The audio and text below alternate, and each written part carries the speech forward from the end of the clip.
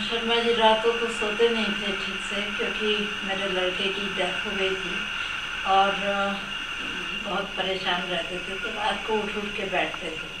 मैं पूछा क्यों रात को उठ जाते हो, सोते क्यों नहीं? तो बोले एक कविता बहुत परेशान करती है। पूछा कौन सी कविता है, आप मुझे बताइए तो मैं उसको लिखूँगी। तो कहने लगे कि उससे क्या होगा? मतलब कुछ नहीं, बस ऐसे ही लिख के देखते हैं क्या होगा, तो पता नहीं।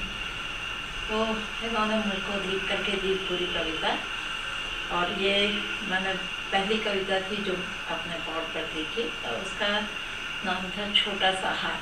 क्योंकि जब बचपन में छोटा था बेटा, तो उस समय के बारे में है ये कविता। उछलता हुआ लड़का सिर्फ होता है,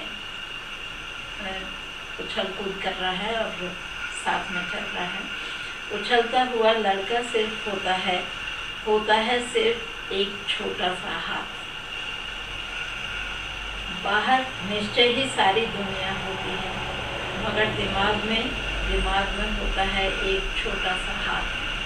हालांकि ये कविता इन्होंने पहले ही लिखी थी बेटू की जाके, बहुत पहले जब छोटा था बच्चा, तो तभी लिखी थी। तो बाहर निश्चय ही सारी दुनिया होती है, मगर दिमाग में होता है एक छोटा सा हाथ, मेरे हाथ में फंसा हुआ।